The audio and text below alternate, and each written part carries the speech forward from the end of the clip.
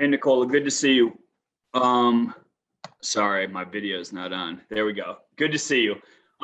You've said this before. You guys are not the same team that you saw the Blazers in 2019. There's a lot of differences.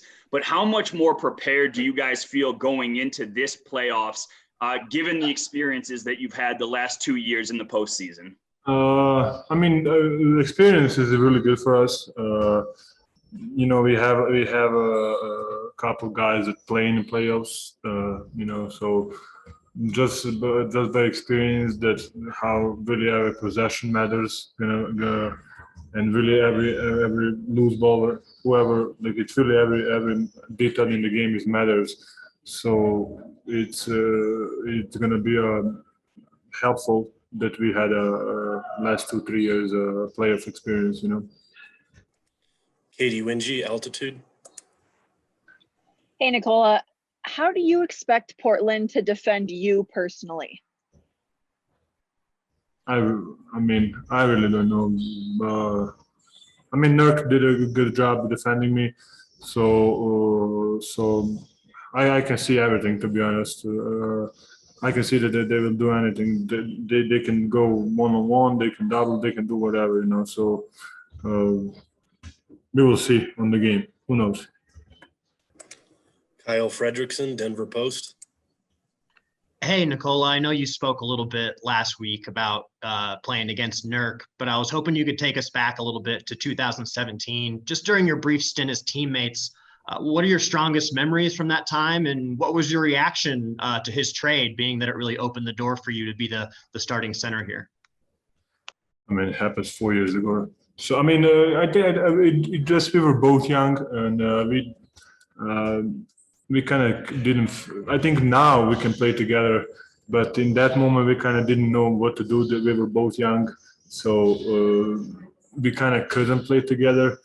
But I think now we can easily play together, just because how his passing is good, how he's reading the game, his basketball IQ is really good. So he's a really big body down there. So I think now we could play together. And that's it. Cassidy Hubbard, ESPN. Nikola, just wanted to get your reaction. Damian Lillard, was recently talking about just how he has viewed your season and how he said that he believes you're the MVP. When you have a guy like Damian Lillard, who, obviously you've seen a lot in years past, kind of give you that respect heading into this series, what's your reaction to that? It's to me, just say the respect. I respect him. I respect the whole Portland team. They have a really great team. Him by himself having a great season. So he's up there in that conversation for MVP, of course. But I think MVP is just an individual award. I think neither him or I are thinking about that is a big thing, and I think we are looking at the big picture, But of course, I respect him a lot. He's a great guy. He's playing on a really high level. He changed the game, I think, and we will see in a couple of days. Dwight James, NBC Sports Northwest. Nikola, I'm curious. You've played them a number of times now, and what concerns you the most when you play them? What do you guys need to do to beat them in the series? They're extremely dangerous team. They have 3 guards that can easily score 30. They have a Carmelo, who is top 10 all-time scoring leader. They have Nurk and Kanter as really big threats down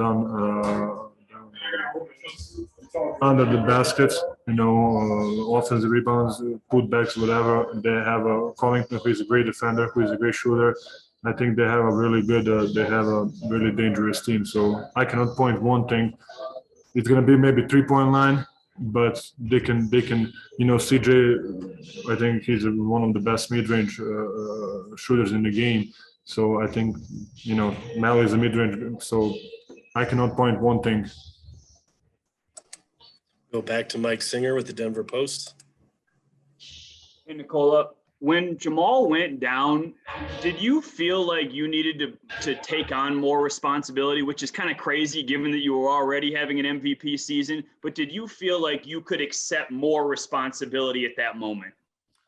I think, just by leading the guys, just by talking to them, especially the young guys that didn't play much, just by talking, just to make them easier playing, just to show them like the little shortcuts, he can get to the spot, how he can go there, how to screen maybe or whatever, so how to use the screen or whatever. So I think by talking and communication is something that maybe I did a little bit better job, maybe. I don't know. Cassidy Hubbard, ESPN. Okay, I just want to ask you about Michael Porter, and what you've noticed specifically in his maturity and growth from last year's playoffs heading into this year's playoffs. I mean, we will see him in this playoffs, but he from the last playoffs to this season, he improved much. He's more confident. He's more mature. He's shooting the ball, of course, really well. He's trying, so he's just took a step forward, step up, and upgrade himself. Katie Wingy, Altitude Sports. On that note, Nikola, what do you guys need from Michael Porter in this series in order to win it? Score 50. Ready? I mean, I don't know. Of course, to score, but just by his how he can affect on the offensive glass, on the defensive glass too, just to have a lot of rebounds, just to be into the game focused. All right, Nikola, we got time for one more. We're going to end with Alexander Zikic. Zdravo Nikola, kako ide, kako protiče ova sedmica, pripreme za prvu utakmicu u play-offu, kakve su očekivanja i sve? Pa eto, imali smo dan slobodno, pa smo malo trenirali, pa eto, ovo je već drugi ili treći trening koji smo odradili.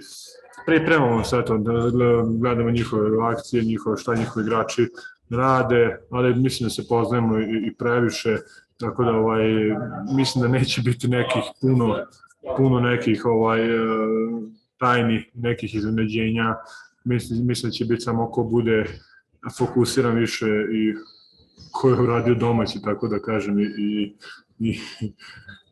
gledao ko je uradio domaći, bukvalno, to će odlučiti pobedu. All right, that'll do it. Thank you, Nikola. A pleasure. Like always.